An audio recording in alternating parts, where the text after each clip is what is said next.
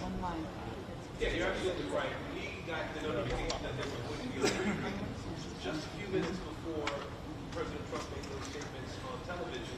And so, as we've been told yesterday, developments are happening rapidly in this investigation, where we know that resources were brought to bear, Yes, that's the plan. and FBI investigation here. Knowing that there were teams that have been obviously on that crime scene here, but also combing through all the videos, all the photos that have been sent in by the public, and then also interviewing somewhere in the neighborhood of 200 people throughout the course of the investigation up to this point, trying to gather details. And so it's really been an around-the-clock effort. They want you to die. We're still trying to build that case, right? We know that there's someone who's now in custody, that there's going to be a prosecution that happens at this point. So having that right in your hand, That works perfectly. old-fashioned rifle, as it was described, is going to be something that can be restored in the prosecution going forward. We know that the federal law enforcement is working to trace that weapon, and that's the sort of information that can come together that can be helpful in the prosecution once we get to that stage. And like you said, I think right now a lot of people are concerned and worried that the person who was responsible for the shooting was still out there. Those folks are going to be hearing this news this morning. They just thought that someone is 7:30. someone is in custody. So 7:30 is the earliest probably. Of the crime that happened here on Wednesday afternoon. Okay, I'll tell Eddie. Thank you. Hey, Eddie, Nick's on you is going to be on audio channel 2. Yeah. FYI. Yeah. Yes.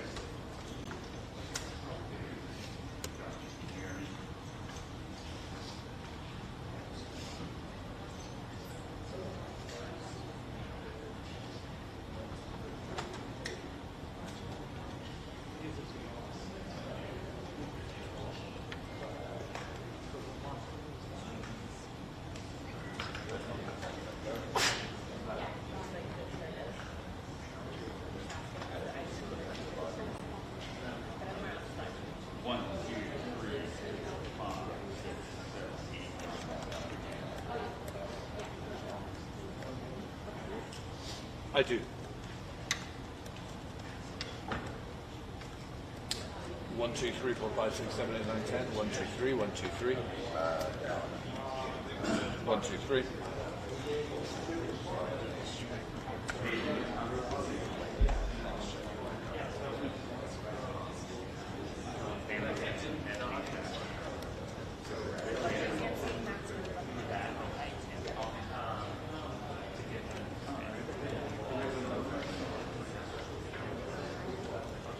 Cool.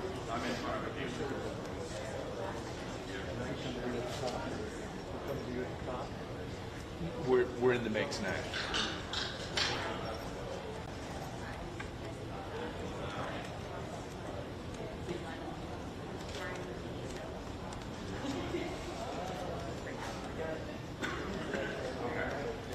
Sounds good. So I'll just save it from there. Okay. All right. You're ready. Check, check, check. 1, 2, 3, 4, 5, 6, 7, 8, 9, 10. Yeah.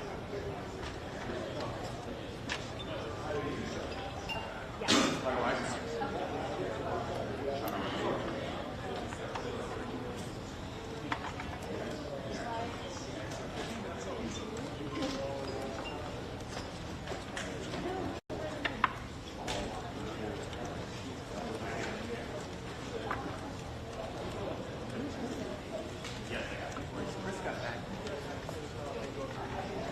Well, obviously, anticipation. We are waiting to get more information. We are waiting for the opportunity to ask questions, to try and fill out some more of the details, to add to that fantastic reporting that Evan was just giving you on air now.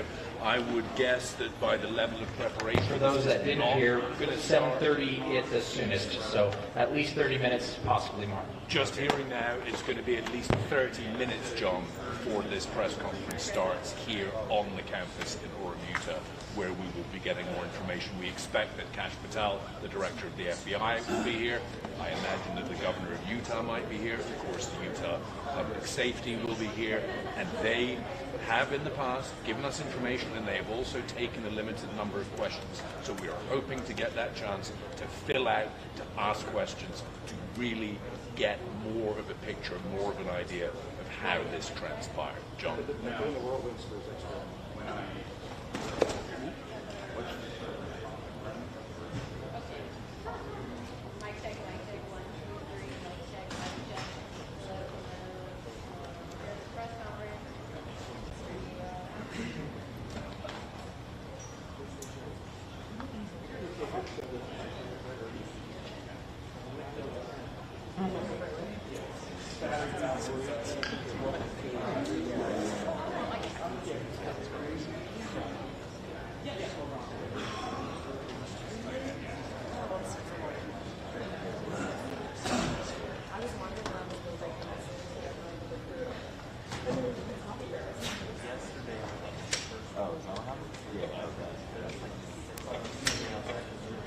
Mic check, 1, 2, 3. 1, 2, 3, 4, 5, 6, 7, 8, 9, 10. 1, 2, 3, 4, 5, 6, 7, 8, 9, 10. 1, 2, 3, 4, 5, 6, 7, 8, 9, 10. Mic check, 1, 2, 3. 4, 5, 6, 7, 8, 9, 10. Good with that?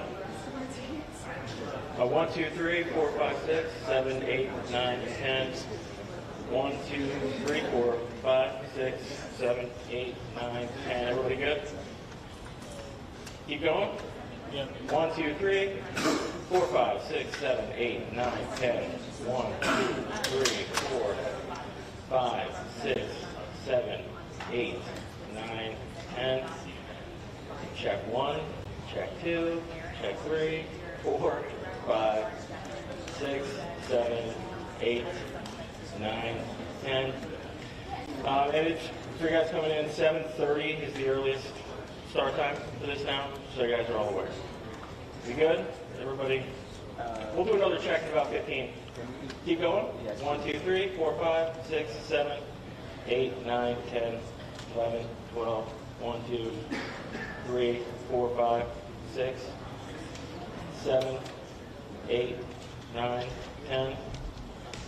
1, 2, 3, 4, 5, 6, 7, 8, 9, 10. Check, check. 1, 2, check, check, check. 1, 2, 3, 4, 5, 6, 7, 8, 9, 10. Check, check, check. 1, 2, check, check, check, check. Check, check, check. 1, 2, 3, 4, 5, 6, 7, 8, 9, 10. Checking. 1, 2, 3, 4, 5, 6, 7. We'll come back up in about 10 or 15 for another one. Thank you.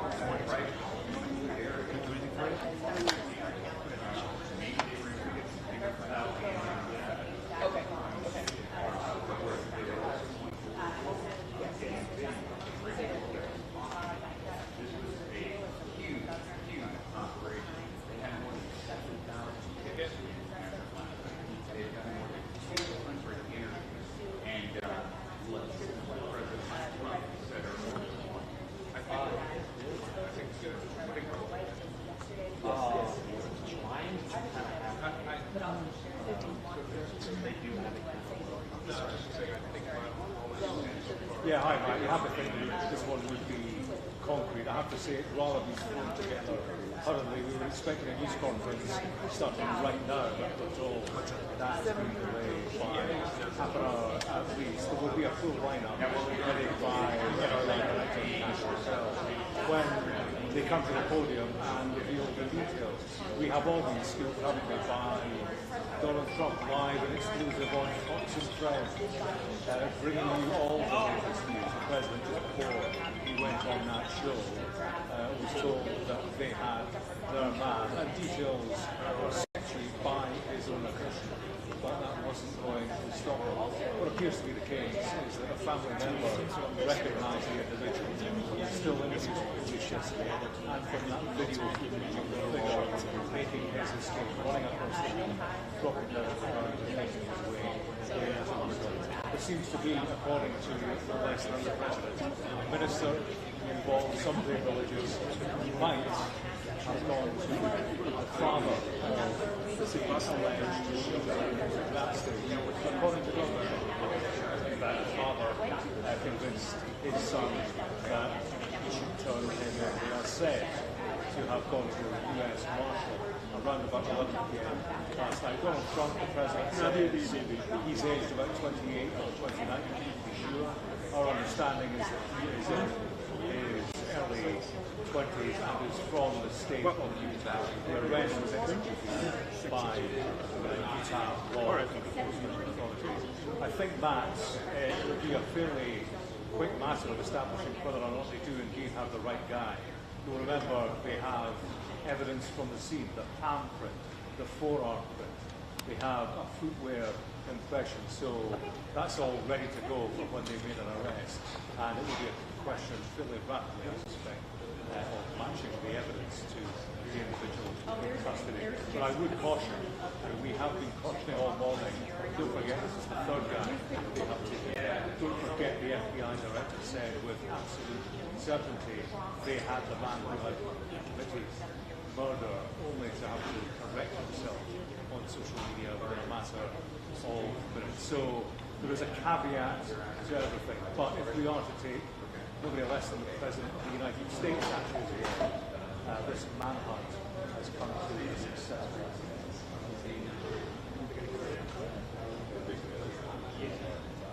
So far, I haven't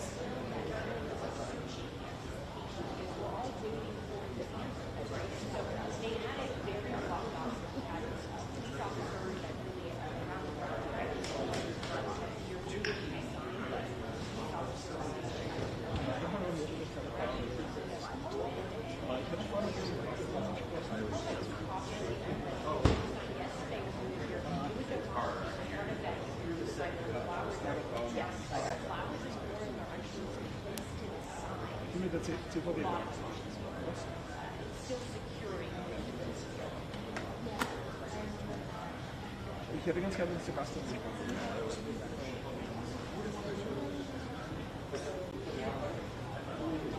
okay, können wir nicht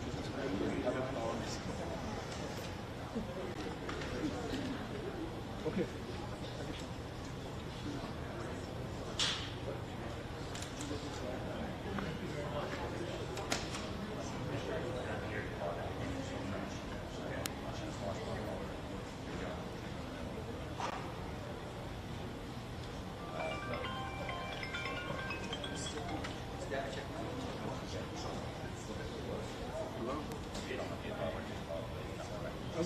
Also ja, okay.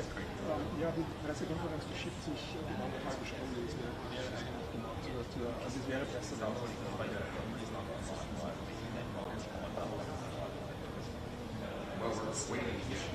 genau, weil dann kann es in Ruhe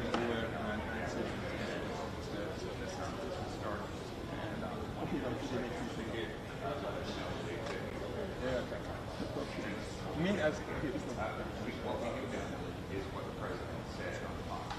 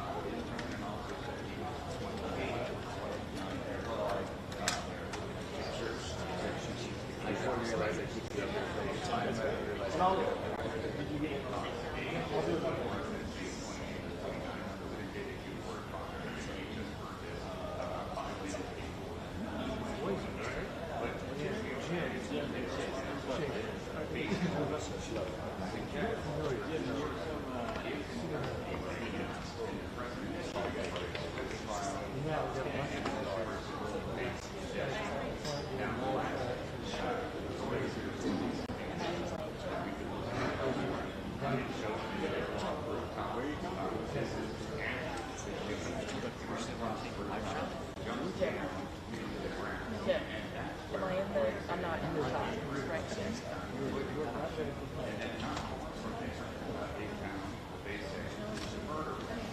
Right.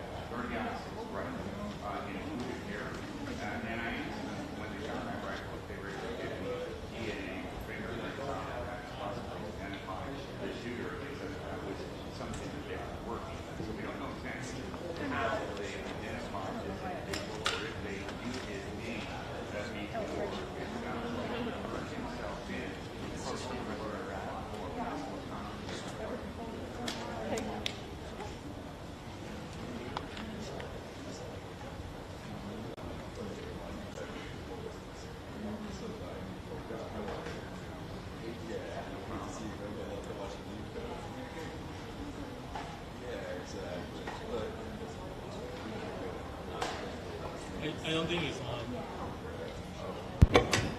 Check, check, check. 1, 2, 3, 4, 5, 6, 7, 8.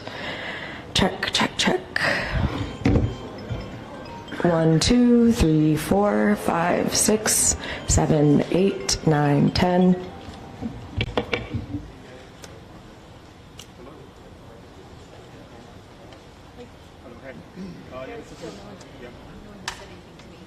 Gotcha, all of that. They said my check was super overmodulated on that audio. The podium.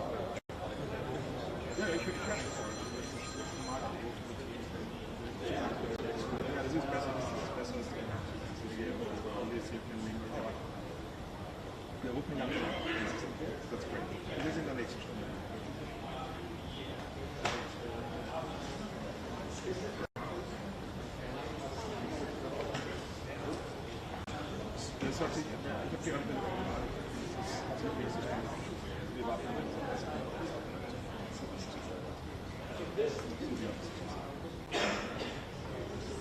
All right. Okay, cool. This is the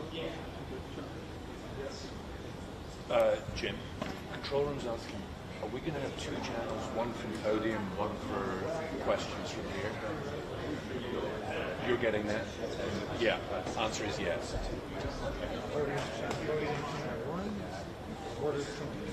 No, but reporter or they're not passing a mic around. No. So I'm channel 2. Yeah. So podium is channel 1. I am channel 2 on this one. Test, test, test, test.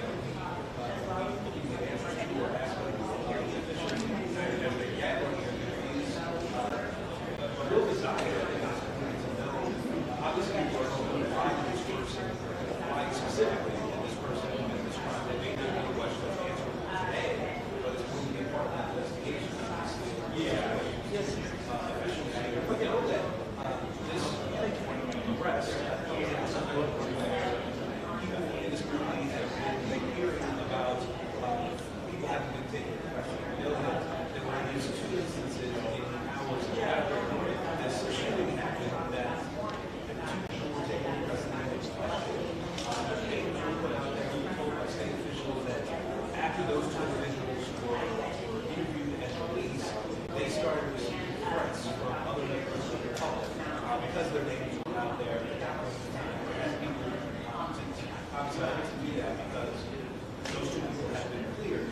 that was also, I think, the driver in trying to get someone, these suspects, investigated more quickly. So the attention would, in some instances, not be focused on individuals like that. I can tell you that there was quite impressive on campus yesterday, not related to the initial investigation. Potentially, there was someone, the campus was closed, who wandered onto the campus, crossed the police station into the crime scene area on that courtyard. Officers obviously immediately engaged them, trying to find out who he was. They was not afraid of the officers at that point. They obviously caught him. He's been charged with felony obstruction, a significant charge here. This is also basically like a certain investigation. It's going on, but there's still less questions. I'm sorry, this is trying to get some of those questions.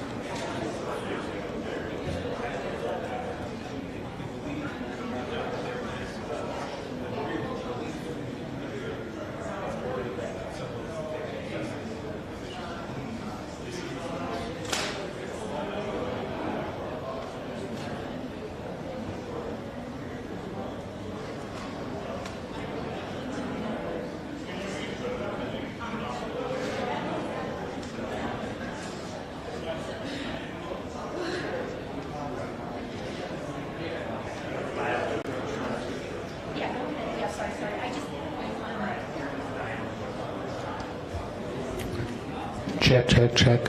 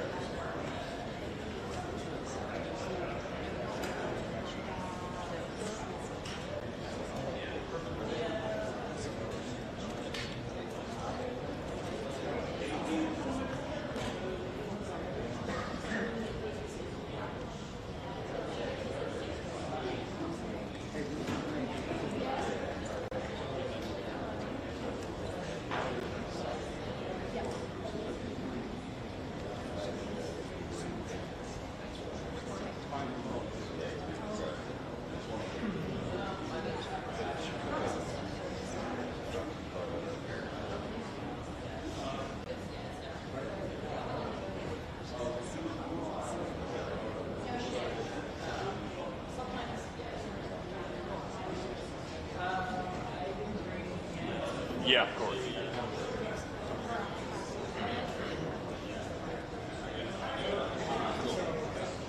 The sources tell me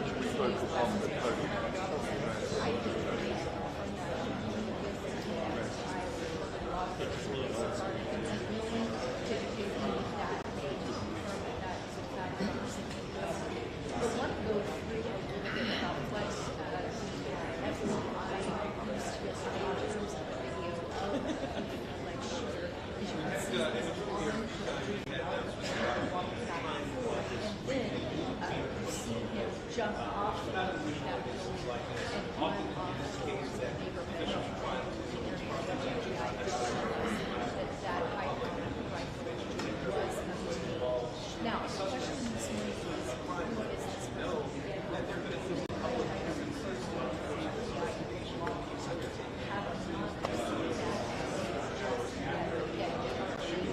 This question will start in the next 20 minutes or so.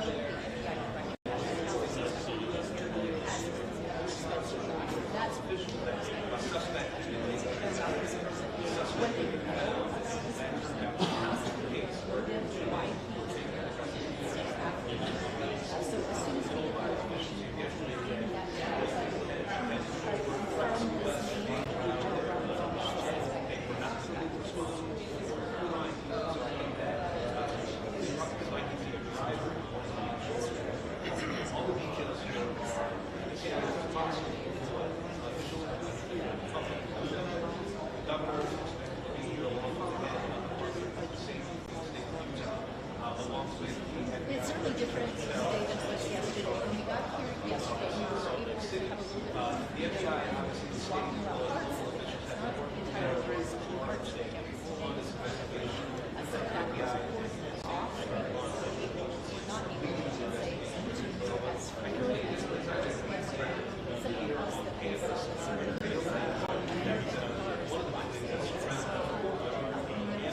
yeah, hi, Matt. That's right. Tyler J. Robinson is the name of NBC are reporting. Trusting back to 5 sources. As you say, that sounds like it has been the proper bottom.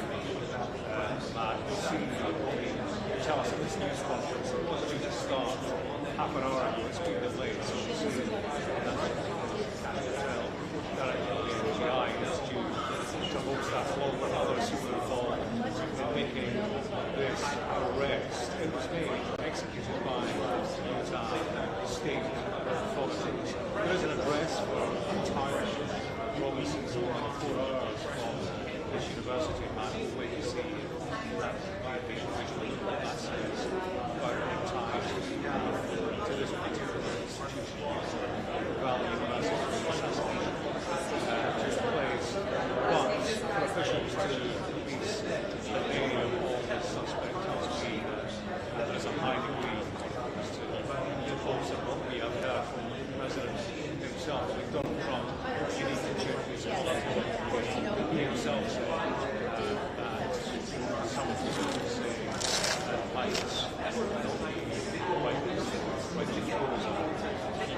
So at this stage, as I say, at the beginning, 5 sources here, high degree of confidence, they have that back. They will be very quickly established this time because she's tied into the moment when there is a handprint. They will have DNA, they have the finger impression where he made his escape running across the beach, jumping down onto the ground. Right now, they will be executing various strands of the investigation searching on his contact. The man himself, this man looking for him, university age, as we have been told. But he's interested. That's the primary source of information.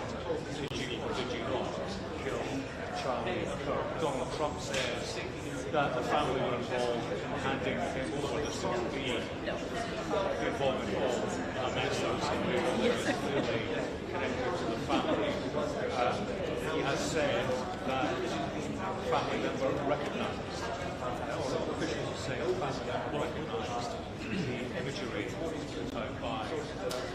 communities, and that, as the president maybe makes it not lucky, is self-care, and that's clearly the intention when these facilities are put out, whether or not there's baseball cap, shades, disguise involved. Ultimately, there will be somebody out there who knows the suspect that they want to trace, and that needs to be what's transpired.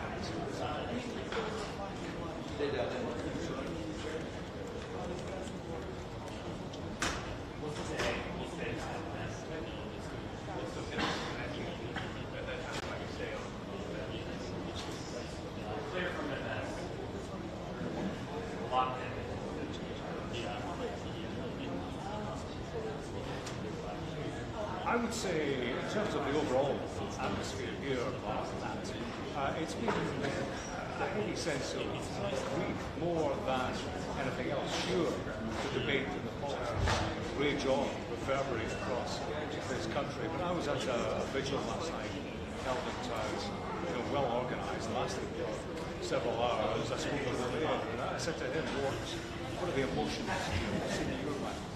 And he spoke just about that. The dominant sense of sorrow, sure, there's anger, and there's a connection, I think, to this particular event with this particular community because it was so popular. There were so many people there, 3,000 and more students who fled in panic, who witnessed the horror, but also 3,000 people who attended the event, held, hosted by Charlie Kirk, with whom they clearly had some connection. They wanted to spend time with his cousin and listen to what he had to say. They witnessed the most horrific spectacle. So there are many people involved investing in the events of 48 hours ago, and to that extent, it does stress a bereavement widely through this community. But sure, politics, they bubble away, and much talk about the implications of this for political debate.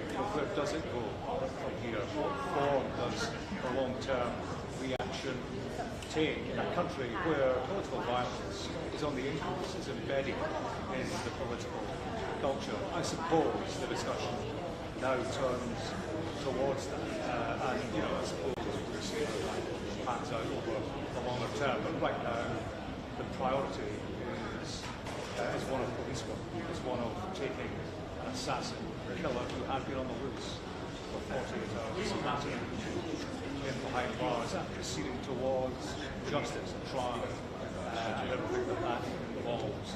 Authorities here at the news conference last night, they say that they are looking for the death penalty in this case. So right now, I suppose, grinding the legal process kicks in, making sure that everything is done appropriately and properly, and that the legal process takes its proper course, and that involves questioning principally of the suspect who's in custody, speaking to people who knew him, and of course, interrogating why this happened in the first place.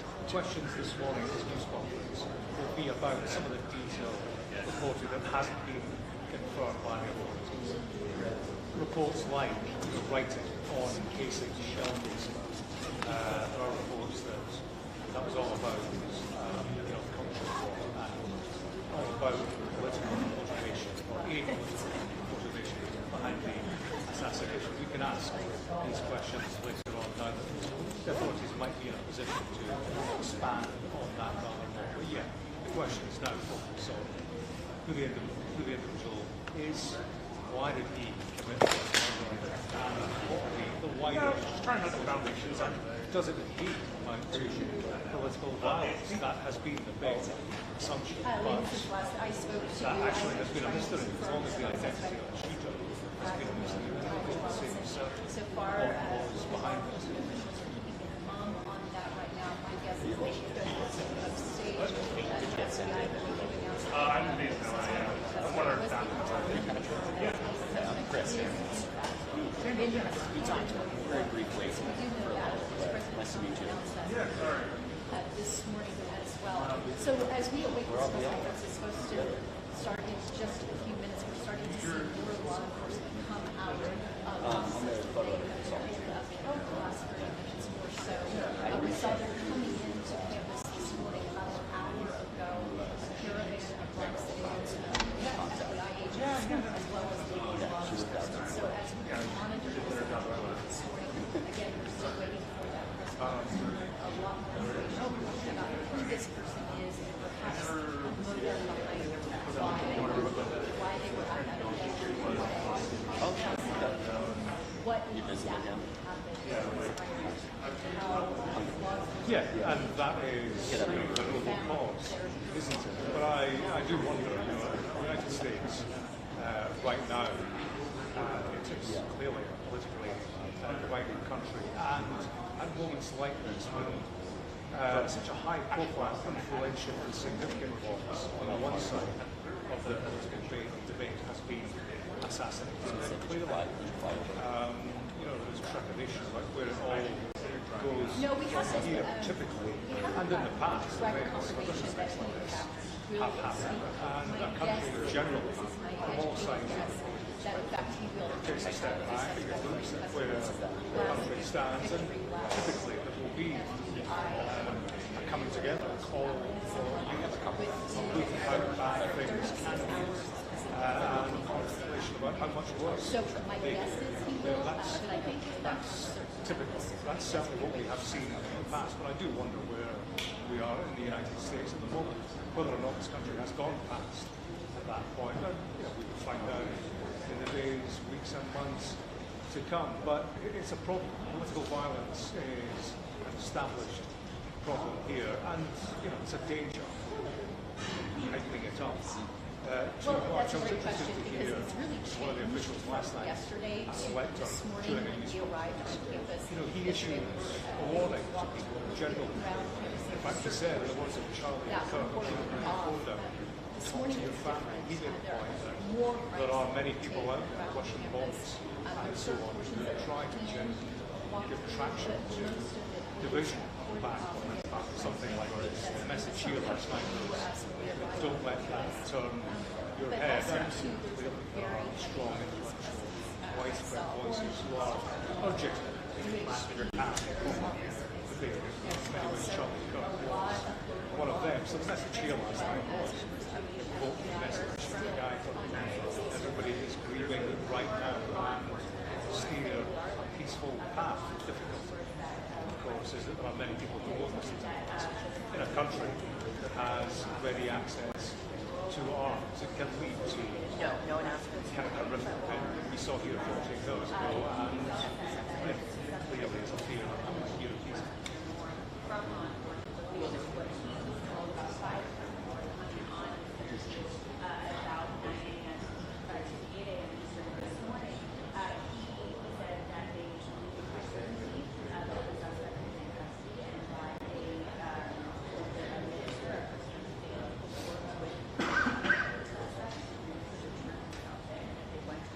It was interesting when he did, in fact, say that. I think that perhaps that suspect might have been a college student here on campus.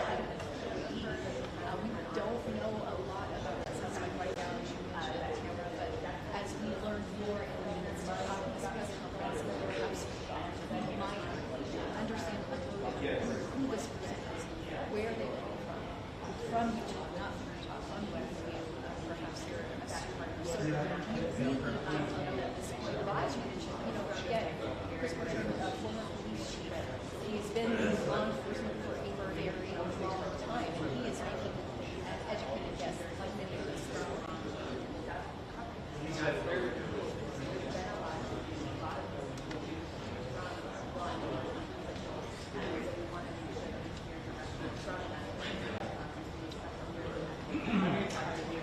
No worries.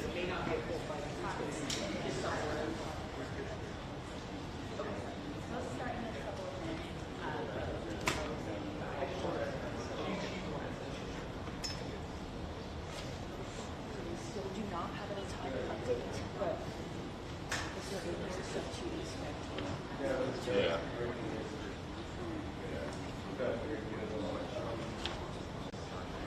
You met Trevor. Just gotta give it a back. Do a quick mic check again. Check one. Check 1 2. Check mic check 1 2 3 4 5 6 7 8 9 10.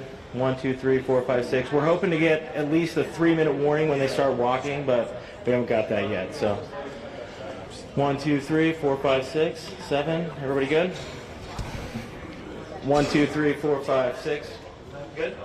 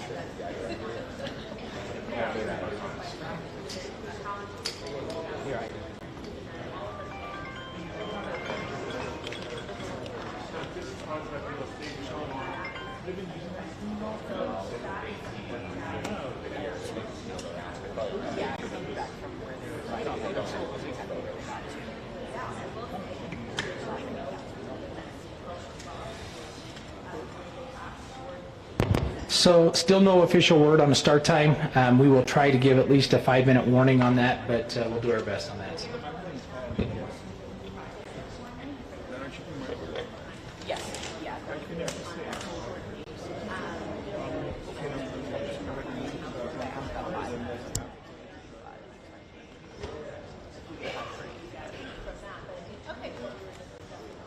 I don't know.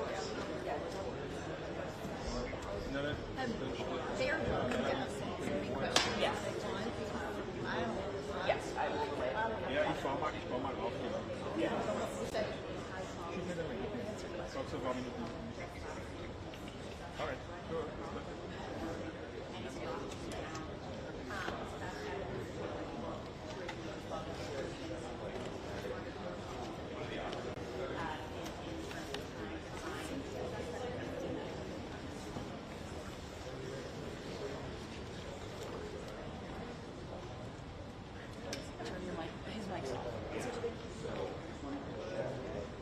We need my mic. Yeah, we need his mic. We have to. Huh? I mean, I haven't touched it either, so. Is that Nick's mic or is that someone else's mic? 1 2 3 1 2 3 1 2 3. 1 2 3 1 2 3 1 2 3. Eddie, do you hear Nick? Okay. He said it's extremely low. If it's possible. Yeah. I think Well, we are hearing that it is not going to be now. We do not have an exact start time. We are told that we will hopefully get a 5-minute warning when that happens. I'm seeing press officials are gathering on the balcony above me, but no word yet on exactly when. I hope to be able to give you a 5-minute warning when that comes, John. okay. I was sitting here yesterday. I still owe you. Nice guy, mustache. Okay. You could say if he comes over here, He's a tight end. I'll offer him like something. Only because he's literally like, I've worked in much worse locations.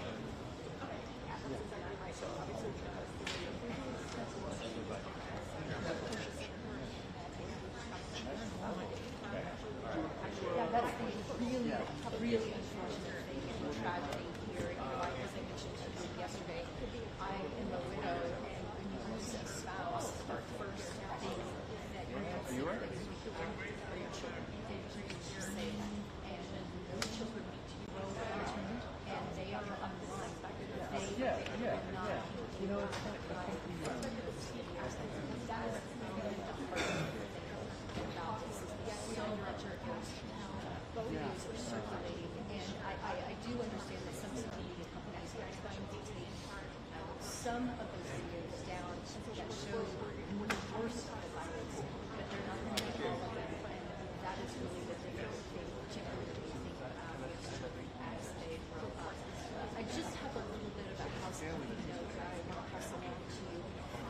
Sergeant Kimberly was just up here saying that they will give us 5 minutes will begin. So we are at the very least 5 minutes out or more because we have not gotten that 5-minute warning when this press conference is expected. But we are expecting that law enforcement will tell us that, number one, they have a suspect in custody, and two, who this person is. Again, in this record recording, sources show these type of violence as they come about. I have tried here to confirm that with FBI, local law enforcement. I will see that if I understand. And I hope that's not something that we will able to secure. Again, waiting for this press conference. We're led to believe that Cass Patel, the FBI director, will be front and centre of it, but there will be other players. Arrest executed by Utah state authorities. They have been represented throughout these occasions. I think you'll see a lineup of all the agencies involved at this moment, all a successful conclusion. They will presumably all want as their input and demonstrate their involvement. Gotcha. Cash Patel's an interesting one. I wonder if he will get questions today. Last night, there was a news conference. He was present, having flown in. And of course, he's been controversial in this particular episode. Controversial to the extent that you wonder about his long-term future.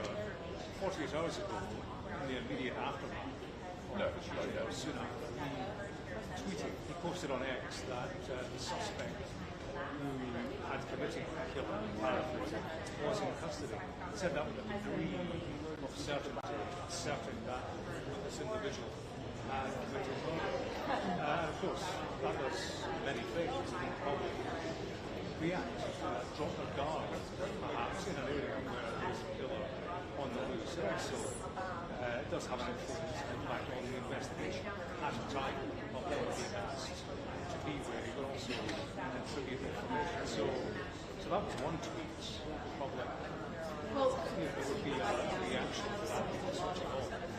What he did very soon after that suspect has been interrogated and has now been released. So, that was a message. That was a mixed message coming from the very top director of the FBI.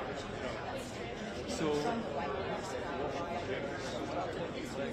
that's a question for him last night. But at a news conference, at a time of Jones, we want to ask him, we need to ask him. And there are questions that he wants to benefit the investigation.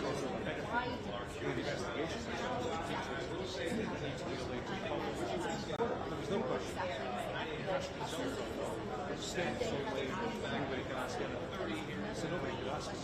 Actually, it's not going out. Ask him about what was going to solve. Did you misrepresent the investigation? Did you endanger public safety? These are questions that are very easily. There's a statement, interestingly, on a White House official. He was asked about President Trump's view of Cash Patel and his handling of this Charlie Kirk affair. I'll read you the quote. This is from White House officials. Director Patel is working night and day on this case. Anyone who doubts that it's resolved is dead. Especially when Charlie was such a close friend to him. Simply as using this extremely sad moment as a disgusting act of games. Not yet, 7,000 tips. Oh, this is justice and this faces the bath. So I suppose a bolstering Cash Patel of sorts, but I do wonder if the President managed to point out before we are full protein support, or if his position at the top of the FBI is something that was actually clearly that's not the issue of the day right now. The issue of the day is this arrest, who is Tyler's officer, why they can do this, what was behind this political institution, high-profile political figure in this country. I do get the impression that Donald Trump has bounced everybody into this announcement breaking of the news. We got a late shot get to this place we were to the news conference at the top of the hour. That was 45 minutes ago, and you've been told it's been delayed, we'll give you a 5-minute warning. Seems rather more than 5 minutes away to be. So the press people around into Utah Valley University, where the shooting took place. No indication as to when this is going to stop. They will want to be dotting their eyes and also know Cash Patel will be hosting this meeting and certainly won't want to fault inaccuracy on this one. So, there are reasons, I suppose, why there is why they want to cross-check what the President has told us live on national television. They have a name. There will be ongoing searches of Thailand officers.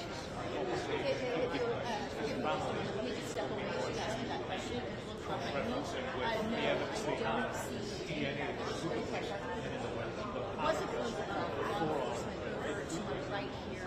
they say this vehicle and escape. So all of that work is ongoing right now.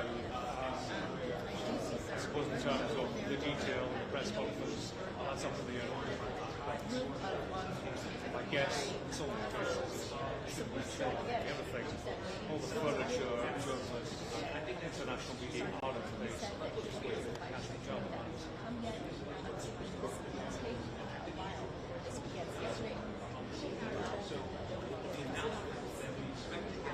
That was pushed, I should say, so time is of the essence, but again, we're waiting for them. They will shut down press conference when they want to start.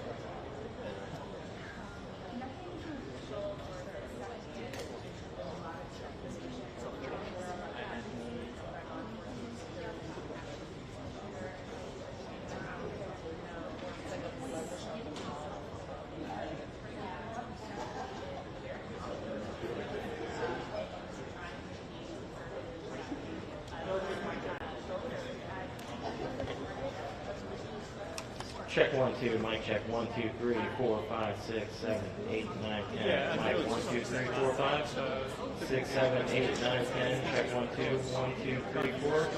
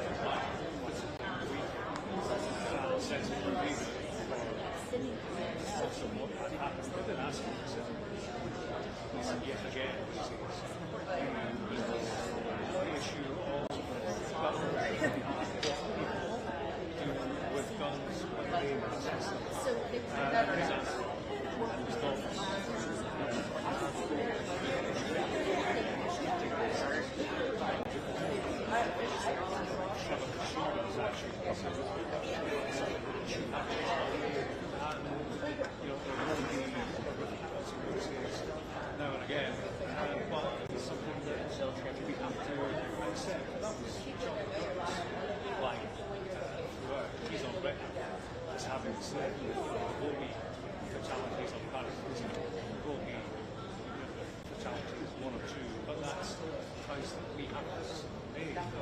Gun ownership, which is the right thing for the United States. So I get the sense that is a widely held view. One thing that strikes me, and we've had this shooting, we have had such shootings in the past few weeks. When they take place, there is an actual debate, I find, across the media about access to assault, not part of the discussion any longer. It is for us. We have a piece of business of regular facilities of gun violence, and yet America turns its head. The notion is suggesting that there should be restriction of access to discussion, I think, in response to events like the Thomas's in the United States, who thought that ever be a notion that it will embrace.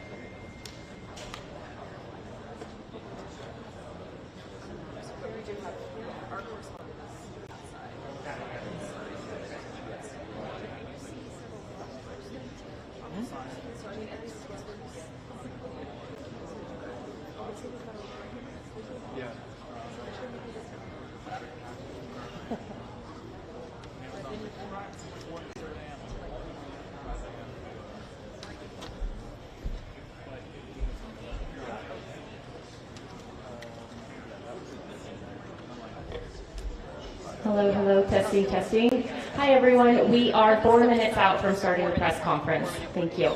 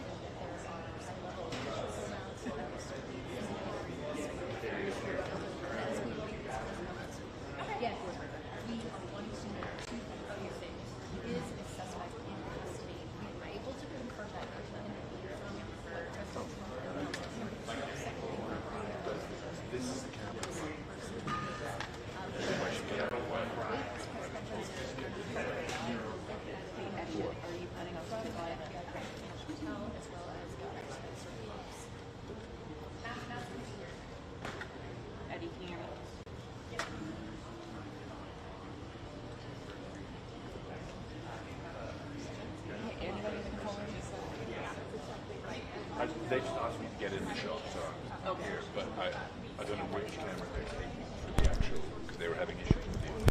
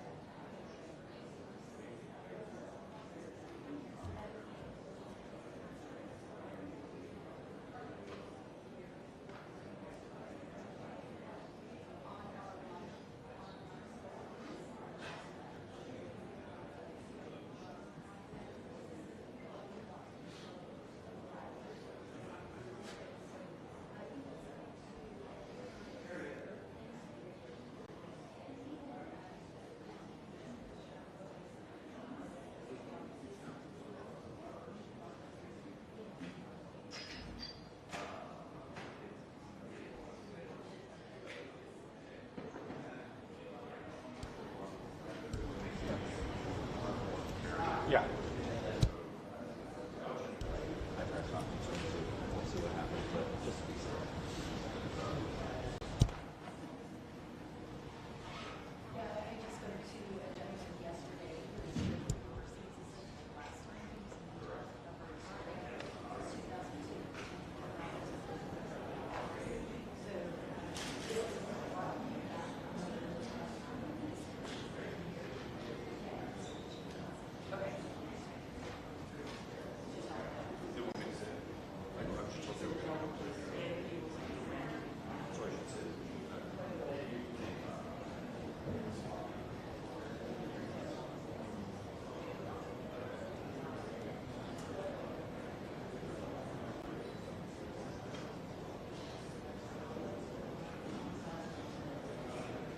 That's right, John. We were given a 4-minute warning 3 minutes ago, so we are expecting any second to see the officials coming in.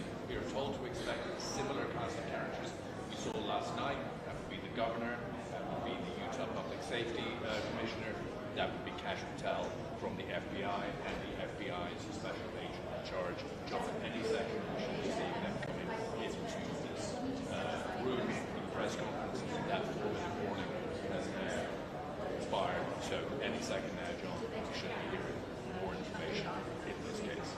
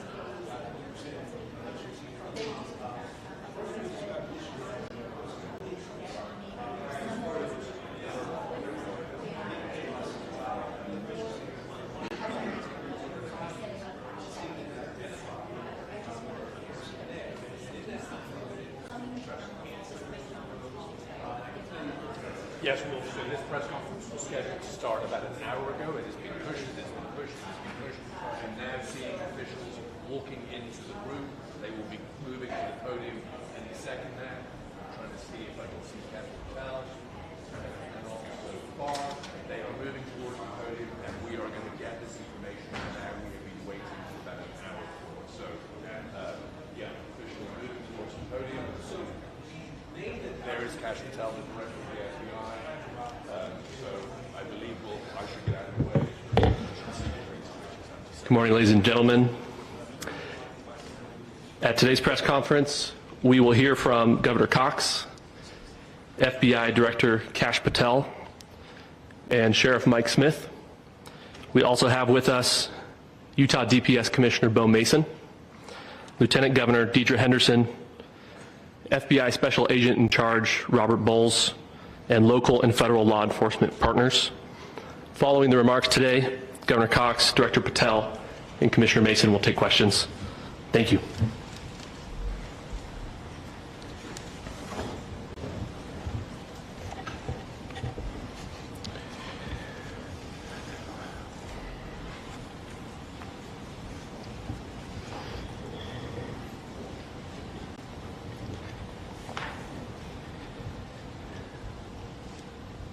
Good morning, ladies and gentlemen.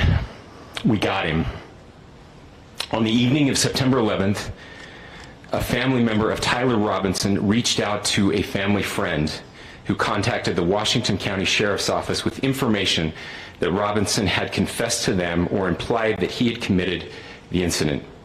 This information was relayed to the Utah County Sheriff's Office and scene investigators at Utah Valley University. This information was also conveyed to the FBI.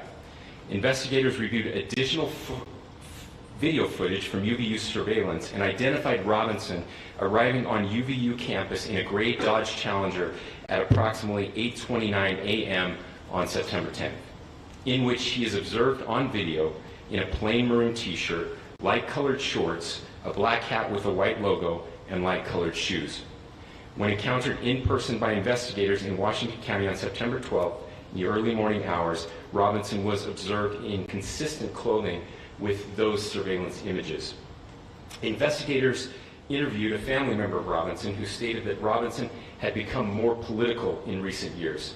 The family member referenced a recent incident in which Robinson came to dinner prior to September 10th, and in the conversation with another family member, Robinson mentioned Charlie Kirk was coming to UVU. They talked about why they didn't like him and the viewpoints that he had. The family member also stated Kirk was full of hate and spreading hate. The family member also confirmed Robinson had a gray Dodge Challenger. Investigators identified an individual as the roommate of Robinson. Investigators interviewed that roommate, who stated that his roommate, referring to Robinson, made a joke on Discord. Investigators asked if he would show them the messages on Discord. He opened it and showed several messages to investigators and allowed investigators to take photos of the screen as each message was shown by Robinson's roommate. These photos consisted of various messages, including content of messages between the phone contact named Tyler with an emoji icon and Robinson's roommate's device.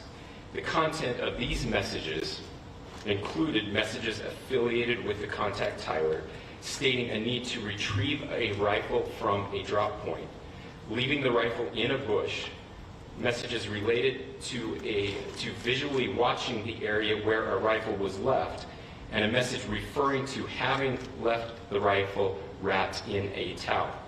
The messages also refer to engraving bullets and a mention of a scope and the rifle being unique. Messages from the contact Tyler also mentioned that he had changed outfits.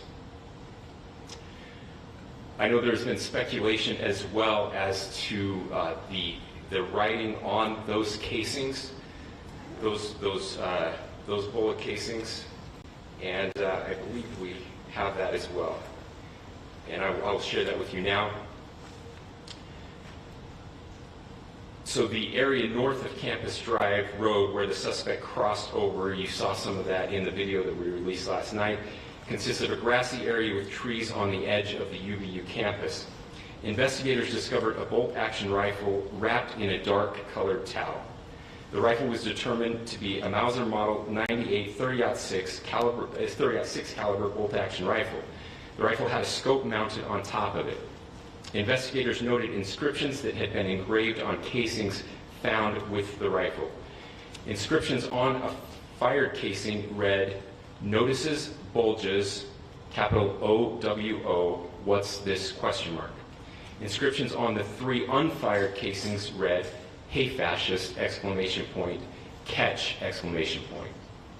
Up arrow symbol, right arrow, and symbol, and 3 down arrow symbols. A second unfired casing read, "Oh Bella Chow, Bella Chow, Bella Chow, Chow Chow," and a third unfired casing read, "If you read this, you are gay, LMAO." We are indebted to law enforcement across the state who's worked seamlessly together, local law enforcement, state law enforcement, and our federal partners with the Federal Bureau of Investigation. We're grateful for everyone who worked together in such a short amount of time to find this person and to bring justice. I want to thank the public who has been so engaged, reviewing videos, helping us with sending in tips, and helping us get to this point. I want to thank the family members of Tyler Robinson who did the right thing in this case and were able to bring him into to law enforcement as well. I especially want to thank the family of Charlie Kirk, Erica, Charlie's parents, his children. I want us to be thinking of them as we bring justice in this case. They will be involved in that justice. We will be working very closely with them as we move through this process as well. This is a very sad day for our country, a terrible day for the state of Utah, but I'm grateful that at this moment we have an opportunity to bring closure to this very dark chapter in our nation's history. With that, I'll now turn the microphone over to the Director of the FBI, Kash Patel. Thank you, Governor. This is what happens when you let good cops be cops. The FBI and our partners are proud to stand here today together to bring justice to the family of Charlie Kirk and honor his memory. I want to express my deep gratitude to President Trump, the Vice President, and the entire White House who have been so incredibly supportive with both resources and just personally to the FBI as a team. They had our backs the entire way, and I just want to express my gratitude for giving us the resources we need to operate in this space to bring this sort of justice at this sort of speed. In 33 hours, we have made historic progress for Charlie. Governor Cox, our partnership has been absolutely incredible these last few days. Our partnership will endure. Your state and local partners, your sheriffs, your DPS community has been unbelievably impressive in the hardest of times. And a case like this cannot be solved, cannot be brought without partnering with your state and local authorities. The FBI has a certain role to play. We will play that role, and we will lead after the federal government. Governor Cox, we are so grateful for your state partnership that led out on this investigation. A little bit of the timeline. Charlie was shot at 12:23 p.m. on Wednesday. The first FBI agents arrived on scene in 16 minutes with chiefs of police at 12:39 and secured the scene. The FBI immediately launched fixed-wing assets. We utilized these assets to transport personnel, specialty technicians, hostage rescue teams. We also utilized these assets to go back and forth from the East Coast and here in Utah to transport forensic evidence and other evidence that will be analyzed and is being analyzed at our FBI laboratories in Quantico and other laboratories, including the ATF. At my direction, the FBI released the first set of FBI photos of the suspect at 10 a.m. local time on 9/11. Then, shortly thereafter, the FBI reward of $100,000 was released at 10:45 a.m. local. Myself and Deputy Director Bongino arrived on the scene at approximately 5:30 p.m. on 9/11. The governor led a press conference last night at approximately 8 p.m. where at my direction, the FBI released a never-before-seen video of the suspect. We also released new images to the public of the suspect. And just last night, the suspect was taken into custody at 10 p.m. local time. In less than 36 hours, 33 to be precise, thanks to the full weight of the federal government and leading out with the partners here in the state of Utah and Governor Cox, the suspect was apprehended in a historic time period. And I want to highlight what Governor Cox said. This would not have been possible without you, the media, and you, the public. That's why we went so public, so fast, and we're so transparent, and we're committed to that transparency. The crime scene, just a little bit there. It is a large crime scene. State and local authorities, along with federal authorities, processed that crime scene quickly. And I even had the ability to walk through that crime scene and walk through the steps the suspect took to learn more about what was needed and what resources we needed to bear to create a full picture for the FBI and leadership back in Washington. Furthermore, thankfully to state and local partners, forensic evidence has been seized and continues to be garnered. Forensic evidence has already been evaluated at FBI laboratories in Quantico and state and local authorities here. We will continue to process evidence as we see it, as we collect it, and we will continue to deliver to Governor Cox and his team. Last night we had a total of approximately 7,000 leads. As of this morning, thanks to your great work, we have over 11,000 leads that were called in to the FBI. And we are running out every single lead that we can. Every one of those leads will be run out. The arrest is a testament to the dedication of good law enforcement being great, and partnerships in law enforcement, which I've tried to highlight as my tenure as the director of the FBI. There is no better relationship for law enforcement than the FBI to partner with state and local authorities, and you've seen it here in these last few days. The FBI Salt Lake Field Office, along with our offices in LA, Phoenix, Denver, San Antonio, Las Vegas, Pittsburgh, Buffalo, our headquarters component in Quantico, all participate in the FBI. I want to express my deep gratitude to the employees of the FBI, the men and women, the evidence response team tacticians, the special operators, the agents, the support staff. You have done monumental work in historic time when the public, who had a right to demand such an expeditious solving of an investigation, the FBI answered that call diligently, critically important to our nation, and we delivered. And I'm proud to be their leader, and I'm proud to be the director of the FBI.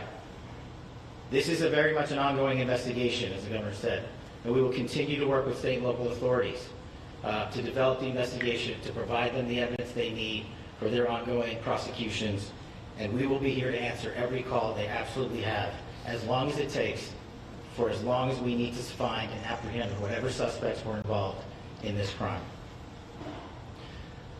Lastly, to my friend Charlie Kirk, rest now, brother. We have the watch, and I'll see you in Valhalla.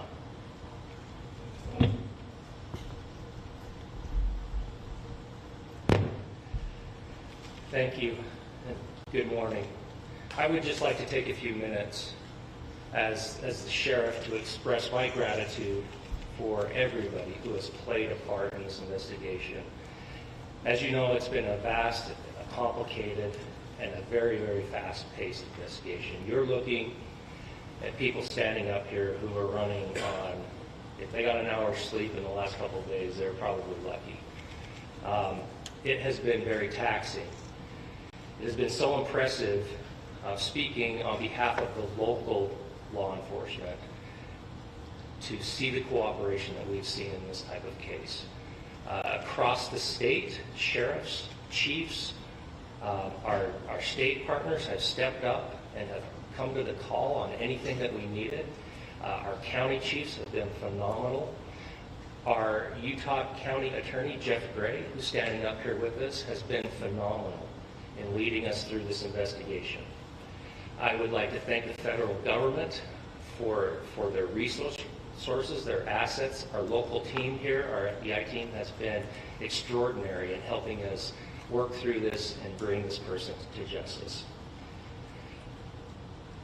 Most of all, I would like to thank the public, and specifically, I would like to thank the public who turned to prayers and who turned to positiveness for us.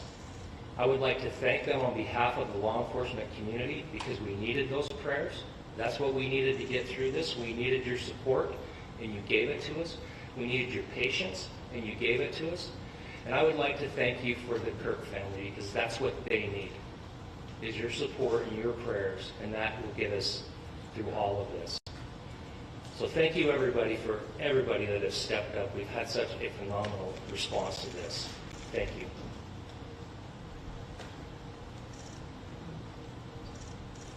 I also want to give a special thanks to the Attorney General and the Department of Justice. Their unwavering support and their commitment to justice is shown true here. And without AG Bondi and Deputy Attorney General Todd Blanche and the resources they brought to bear, we would not have been able to complete our mission. And I just want to say special thanks. It's an honor to be a part of the Department of Justice. Thank you again to our incredible law enforcement team who has worked so hard. Sheriff, I got a solid 90 minutes last night, so I'm probably the most well-rested person up here. Ladies and gentlemen, I get the microphone, so I hope you'll permit me a moment just to share a few more thoughts about where we are and how we got here, and maybe a little bit of where we go from here. I don't want to get too preachy, but I think it's important that we, with eyes wide open, understand what's happening in our country today. I've heard people say, well, why are we so invested in this? There's violence happening all across our country, and violence is tragic everywhere, and every life taken is a child of God who deserves our love and respect and dignity. This is certainly about the tragic death, political assassination of Charlie Kirk. But it is also much bigger than an attack on an individual. It is an attack on all of us. It is an attack on the American experiment. It is an attack on our ideals. This cuts to the very foundation of who we are, of who we have been, and who we could be in better times. Political violence is different than any other type of violence for lots of different reasons. One, because in the very act that Charlie championed of expression, that freedom of expression that is enshrined in our founding documents, in having his life taken in that very act, makes it more difficult for people to feel like they can share their ideas, that they can speak freely. We will never be able to solve all the other problems, including the violence problems that people are worried about, if we can't have a clash of ideas safely and securely. Even, especially those ideas with which you disagree. That's why this matters so much. Over the last 48 hours, I have been as angry as I have ever been, as sad as I have ever been. And it was, as anger pushed me to the brink, it was actually Charlie's words that pulled me back. I'd like to share some of those. And specifically right now, if I could, I need to talk to the young people in our state, in my state, and all across the country. As President Trump reminded me, he said, you know who really loved Charlie? The youth. And he's right. Young people loved Charlie, and young people hated Charlie. And Charlie went into those places anyway. And these are the words that have helped me. Charlie said, when people stop talking, that's when you get violence. He said, the weak can never forgive. Forgiveness is the attribute of the strong. The only way out of the labyrinth of suffering is to forgive. Welcome without judgment, love without condition, forgive without limit. He said, always forgive your enemies, nothing annoys them so much. A few months ago, I referenced this last night, Charlie posted to social media, when things are moving very fast and people are losing their minds, it's important to stay grounded. Turn off your phone, read scripture, spend time with friends, and remember, internet fury is not real life. It's going to be okay. He again said, when you stop having a human connection with someone you disagree with, it becomes a lot easier to commit violence. He said, what we as a culture have to get back to is being able to have a reasonable agreement, where violence is not an option. Now, again, to my young friends out there, you are inheriting a country where politics feels like rage. It feels like rage is the only option. But through those words, we have a reminder that we can choose a different path. Your generation has an opportunity to build a culture that is very different than what we are suffering through right now. Not by pretending differences don't matter, but by embracing our differences and having those hard conversations. I think we need more moral clarity right now. I hear all the time that words are violence. Words are not violence. Violence is violence. And there is one person responsible for what happened here. And that person is now in custody and will be charged soon and will be held accountable. And yet, all of us have an opportunity right now to do something different. I want to thank my fellow Utahns. This bad stuff happens. For 33 hours, I was praying that if this had to happen here, that it wouldn't be one of us. That somebody drove from another state, somebody came from another country. Sadly, that prayer was not answered the way I hoped for. Just because I thought it would make it easier on us if we could just say, hey, we don't do that here. And indeed, Utah is a special place. We lead the nation in charitable giving. We lead the nation in service every year. But it did happen here. And it was one of us. But I want you to look at how Utahns reacted the last two nights. There was no rioting. There was no looting. There were no cars set on fire. There was no violence. There were vigils and prayers and people coming together to share the humanity. And that, ladies and gentlemen, I believe is the answer to this. We can return violence with violence. We can return hate with hate. And that's the problem with political violence, is it metastasizes. Because we can always point the finger at the other side. And at some point, we have to find an off-ramp, or it's going to get much, much worse. But see, these are choices that we can make. History will dictate if this is a turning point for our country. But every single one of us gets to choose right now if this is a turning point for us. We get to make decisions. We have our agency. And I desperately call on every American, Republican, Democrat, liberal, progressive, conservative, MAGA, all of us to please, please, please follow what Charlie taught me. I'll just conclude with words I share often from a friend and author, Yuval Levin, who was asked if he was optimistic about our country. And he said, I'm not optimistic. He said, I hate optimism. God, that sounds bad.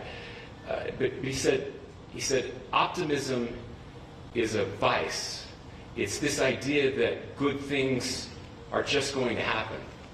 And he said, in the history of the world, good things have never just happened. He says, I'm not optimistic, but I am hopeful. And hope is the virtue that sits between the vices of optimism and pessimism.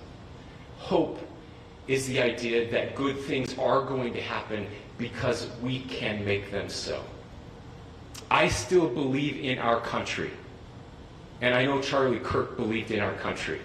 I still believe that there is more good among us than evil. And I still believe that we can change the course of history.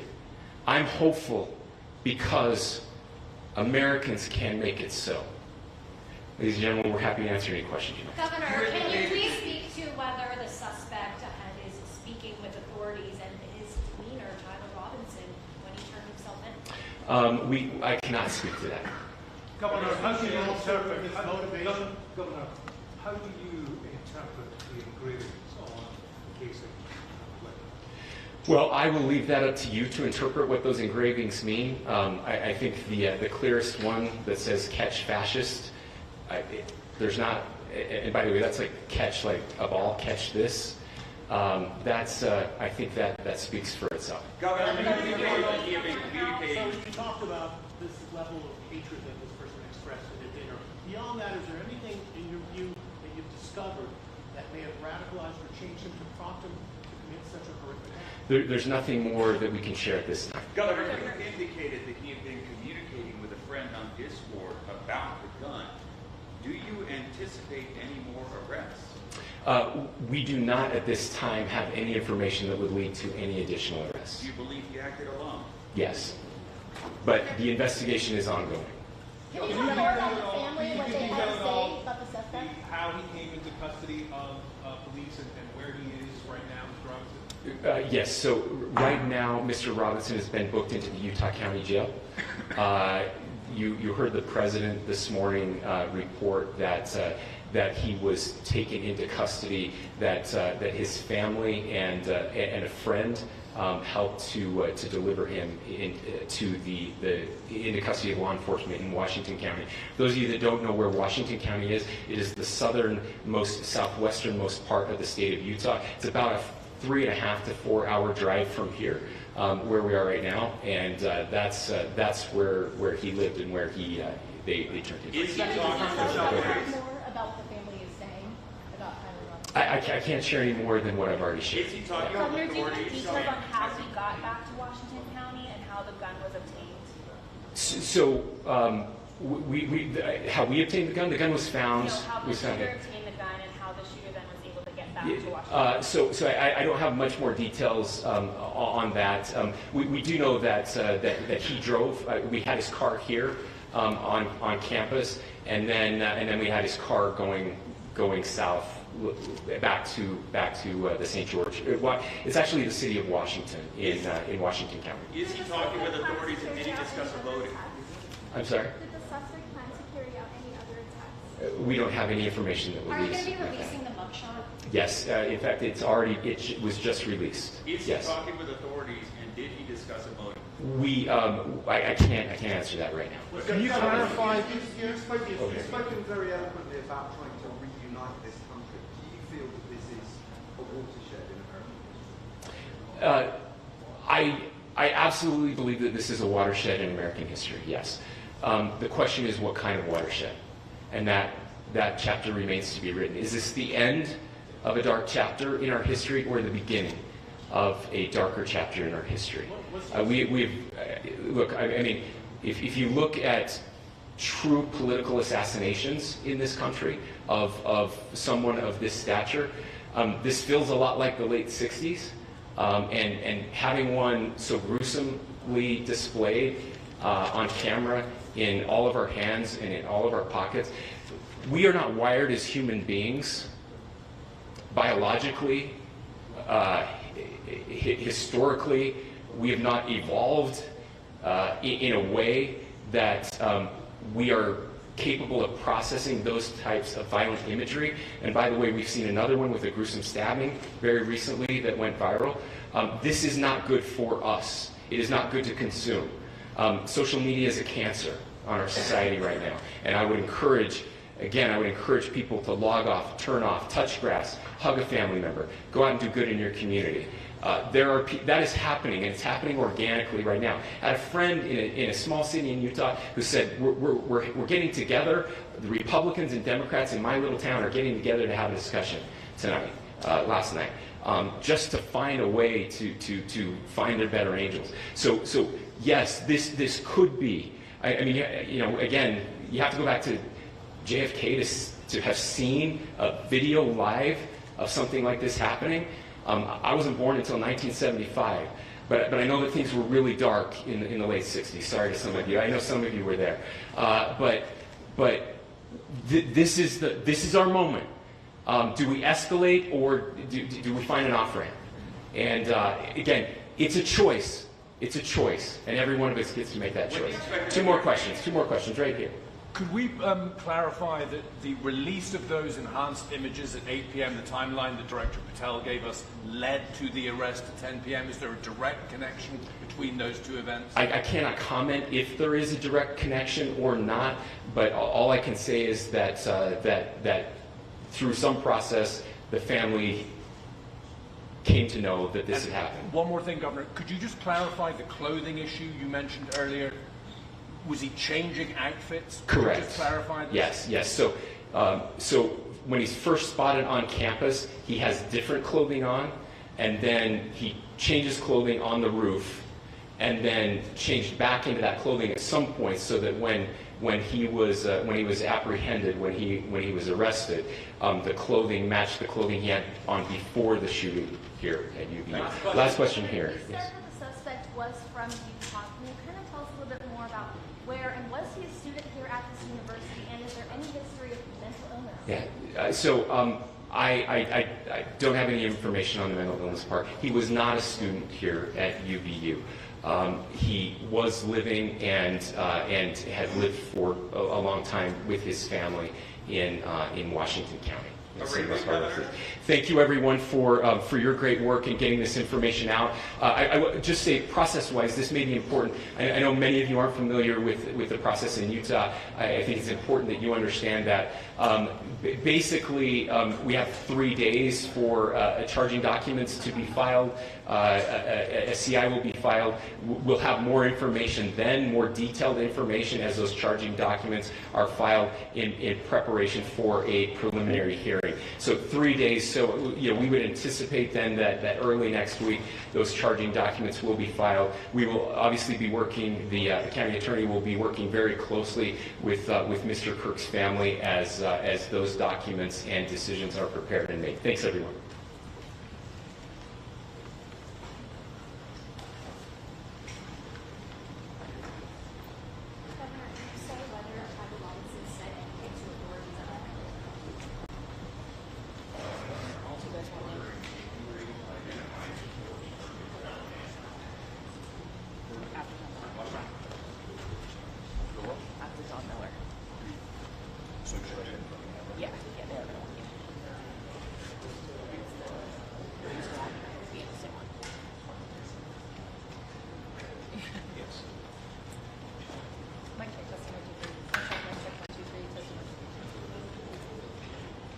One, two, three, 1, 2, 3, 1, 2, 3, 1, 2, 3. Cool.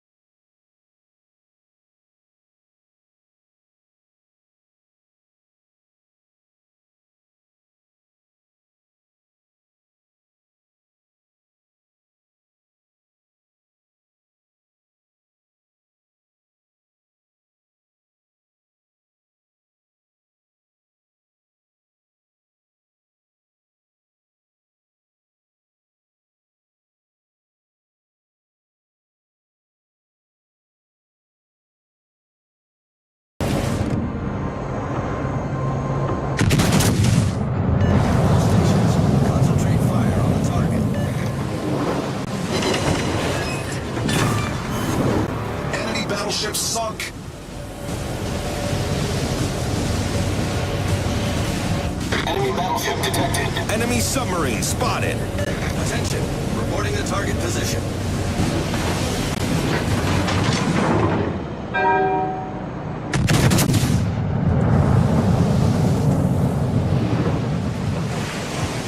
Enemy heavily damaged.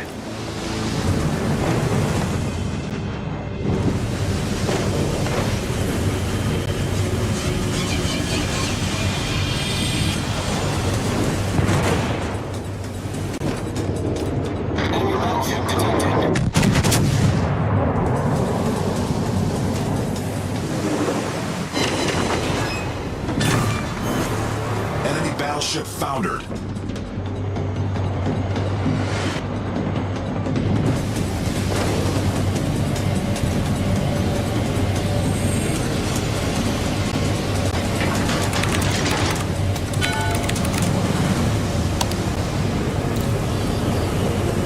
I need intelligence data.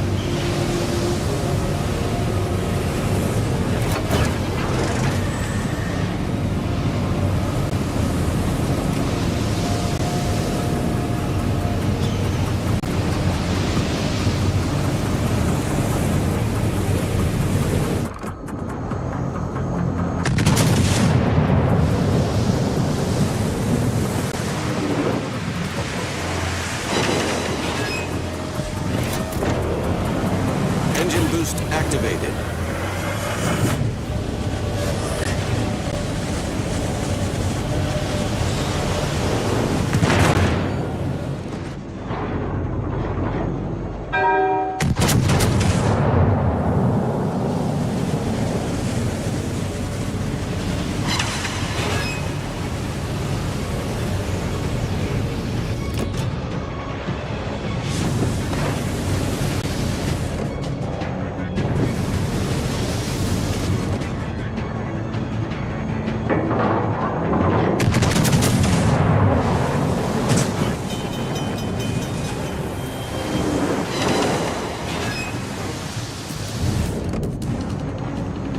Enemy destroyer detected.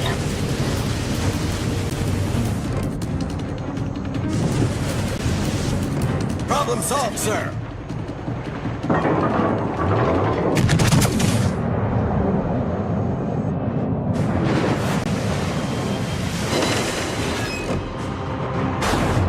The ship is on fire.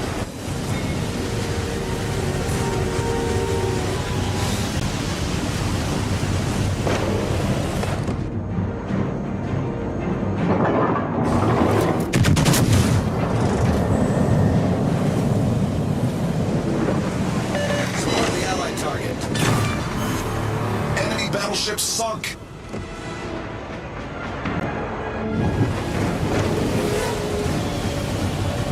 All stations, reporting the position of a strategic target.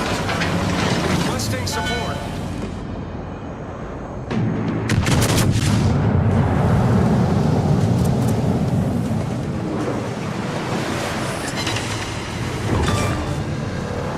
I owe you one. Enemy destroyer blown up.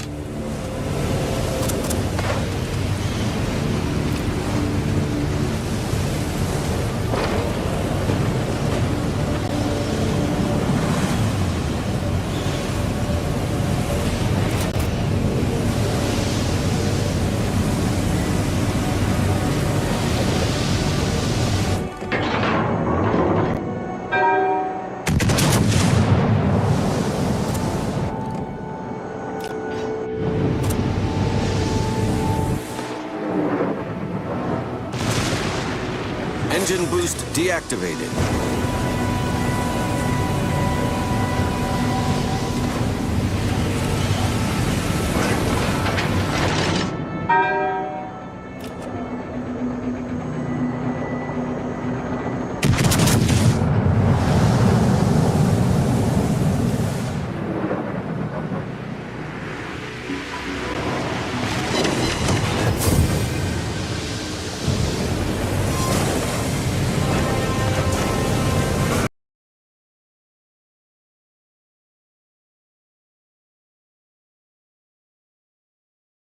They don't believe how toxic this is. If you're still using a plastic or wooden cutting board, you need to hear this. I never post stuff like this, but I had to share. I cook almost every day, so we've gone through our fair share of cutting boards. For years, we used plastic, until I read about microplastics ending up in your food. One study even linked them to cancer. So we switched to wood, thinking it was safer. Until one morning, my wife took a bite of toast and said it tasted like raw chicken. Minutes later, she had stomach pain, a fever, and started throwing up. I rushed her to the hospital. The diagnosis? Salmonella, from the bread. We knew right away it had to be the cutting board. When I got home, I checked it. It looked clean, but deep in the grooves, there were bits of old food. I smelled it and nearly gagged. That same raw chicken smell. I always cleaned it well, hot water, soap, even bleach. But I found out wood cutting boards absorb juices like a sponge, trapping bacteria like E. coli and salmonella deep inside, where bleach can't even reach. I felt sick. I threw it out on the spot. Thankfully, my wife recovered, but I knew we needed a safer option. A few weeks later, we were having dinner at my boss's house. His wife was using this sleek silver cutting board I'd never seen before. She told me, "It's an amazing cutting board made from pure titanium.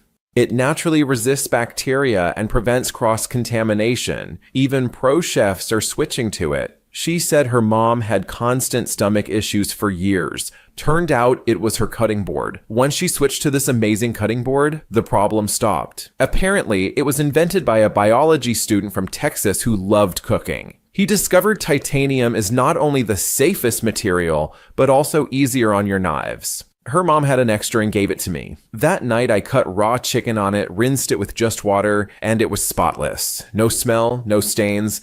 Days later, it still looked brand new, no matter what I cut. I asked where to get one. She said, "They're not in stores because big brands are trying to sue them out of business, but they're still available through their website." She gave me a referral link with 53% off. I ordered 3 immediately. Don't get a knockoff from Amazon. Most aren't real titanium and can damage your knives. I've tried them all. Plastic, wood, glass, bamboo, even marble. They all had issues. This cutting board is the only one that's safe, clean, easy to use, and keeps my knives sharp.